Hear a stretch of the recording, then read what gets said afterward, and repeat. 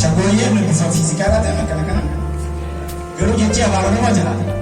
Kanaaf shagoyyee ta'uu ilkee xiqqoo simbansiistu tasaddema lakkoofsistu gana asfaaltii jechuudha. Kanaaf gurraa fi ijaan gama keenya deebi'aa isaa jenna gama sagantaa isaa gannaatiisa. Gajjaanu shagoyyeedha bakka shaa'aa simbooneen wali tasdeebu wali shagoyyeen as muubaa jiranii hamileedhaan nasi bal'aa jechaa jiran hamilee itti dhiyaata.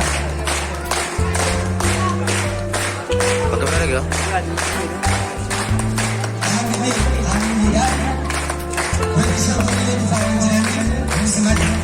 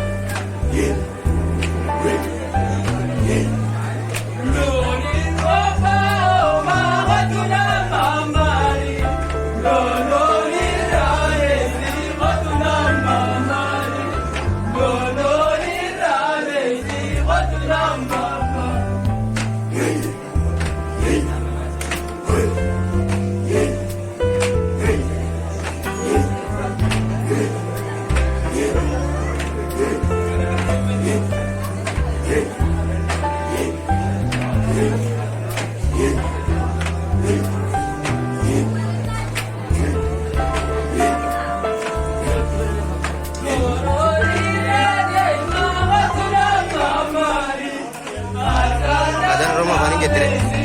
Aadaan Oromoo afaan hin jettin.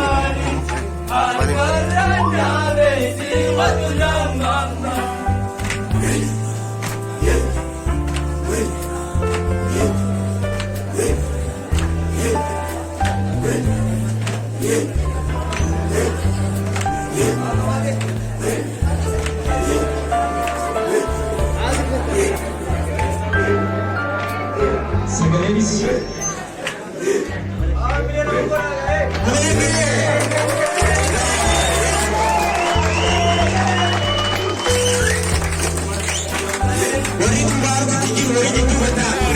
Isinis nama isanis nama.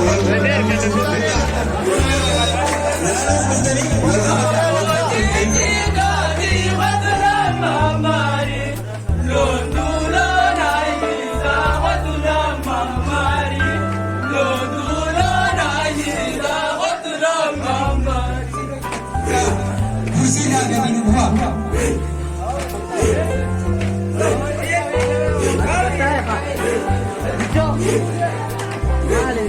kamera itu देगा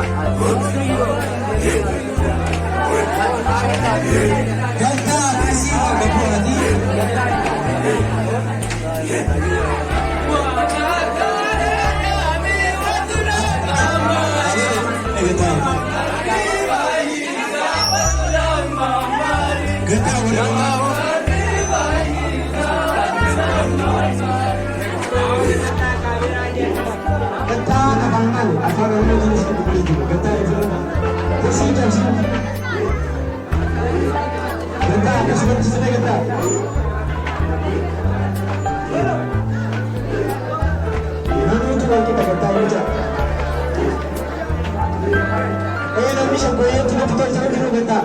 Namni